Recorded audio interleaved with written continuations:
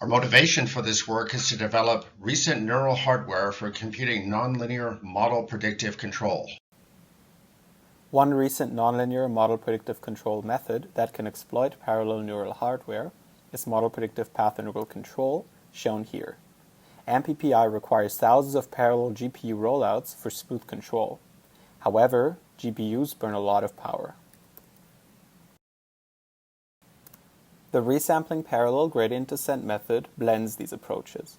First, RPGD randomly samples a few control plans and computes model-based rollout trajectories. Second, atom gradient descent updates each plan with respect to minimizing the cost function. Third, RPGD retains the elite set of low-cost plans. The remaining ones are replaced by new random samples. The updated plans are the initialization for the next controlled iteration. Thereby, gradient descent steps are folded over time onto the elite best control trajectories that survive resampling.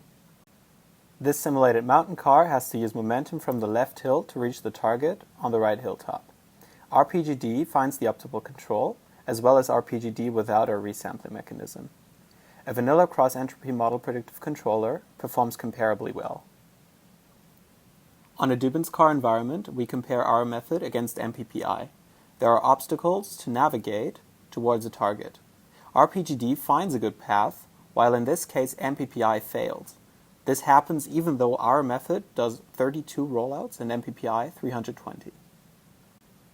For each simulation type, RPGD outperforms the other methods across many episodes.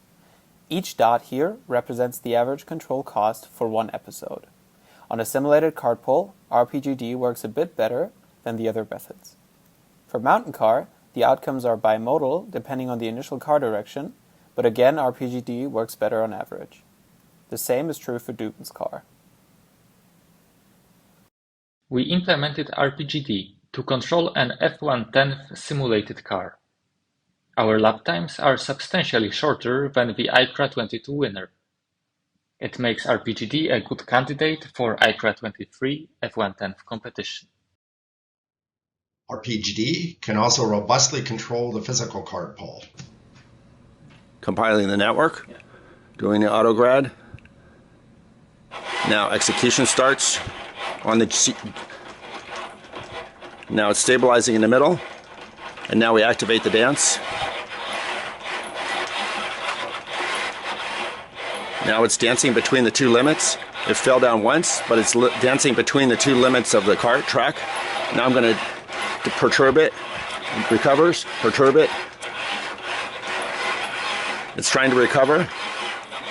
It recovers finally. It's quite robust to disturbances. When it does fall down, it does another swing up to recover. That concludes this demonstration. This work was supported by the Swiss National Center of Competence and Research in Robotics, and we thank also all these people, and we thank you for watching. Goodbye.